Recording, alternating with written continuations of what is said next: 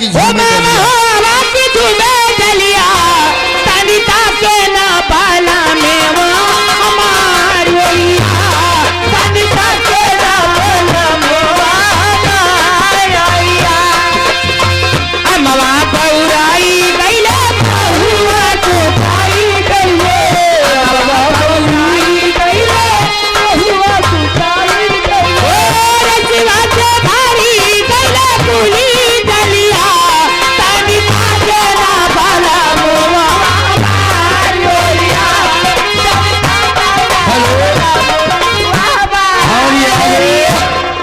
Bulldozer DJ पहुंचाई।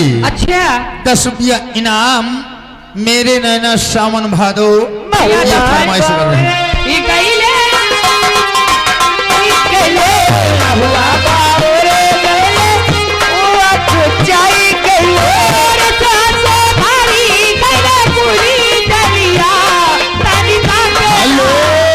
और ये अनवर रुदापुर 10 रुपया इनाम सैया गालीवाल ये फरमाइश कर रहे हैं। की बोली सुनी मेरे हौसाई गए कोयल की बोली सुनी मेरे पौराई गए हमारा नया पलवल दिया तनिता तेरा पलवल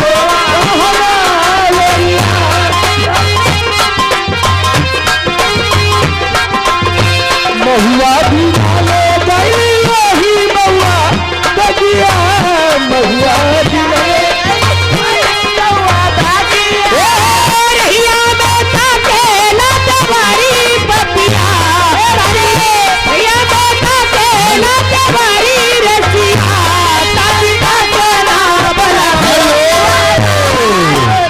और ये आ गए नान भैया पूरे जमादार के पुरवा। अच्छा अच्छा 10 रुपया इनाम सैया गाड़ीवाल तनी ललकार के बैला हाँ का बिहारी लाल जी 10 में फरमाइश नहीं होगी।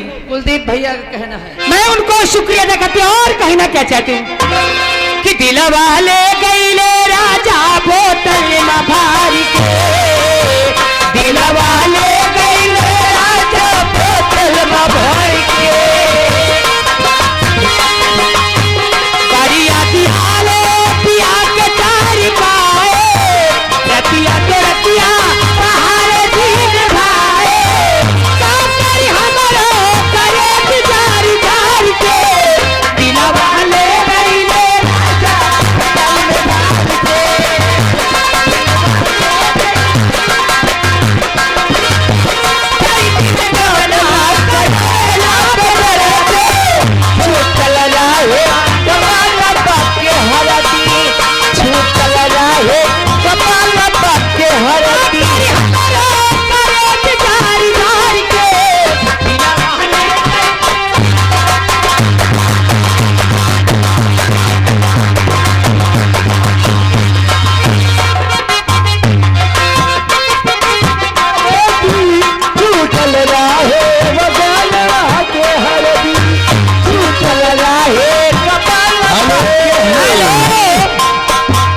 नान भैया कह रहे 10 रुपया ले लियो फिर सैया गाड़ी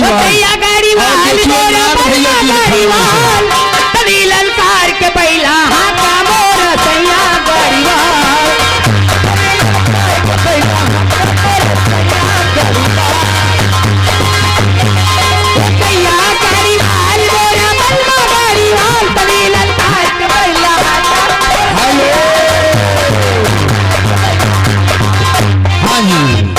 अनवर उदापुर कह रहे गाना जो चल रहा गाना पूरा होना चाहिए। हेलो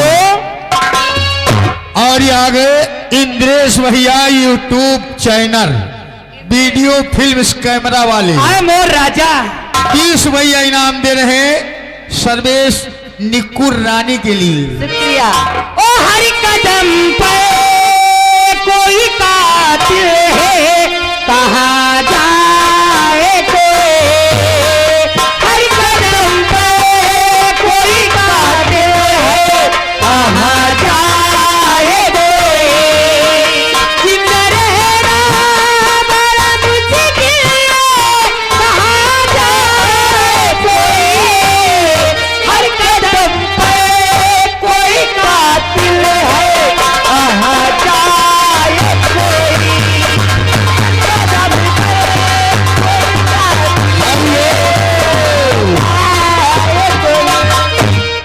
सोनी रानी जी बाबूलाल भैया जी मन्ना आए रहे क्या हैं। कह रहे हैं राजा? 10 रुपया इनाम दे रहे हैं तुम्हारे लिए। हाले दिल किसी को सुनाए तो सुनाए कैसे, जख्मी दिल को गिराए तो गिराए कैसे, उसके महफिल से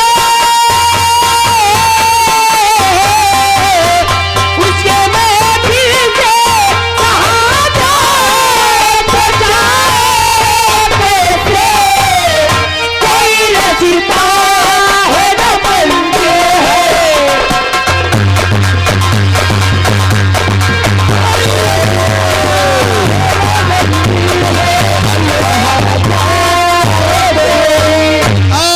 रणुआ सम्मेलन। ये फिर आगे माना जाना हुआ नाम, हमारे भैया 20 रुपए इनाम दिए हैं, हाँ वही भक्ति गाने के लिए। लेकिन भैया ये कहीं रणुआ सम्मेलन वाले हैं कितना दिन। राजा रजाई से न जाई, ये गाना मांग रहे हैं। चलो ठीक है भैया, सबकी 20 रुपया फरमाइश इनाम होगी। दिए। वो सावन के महीने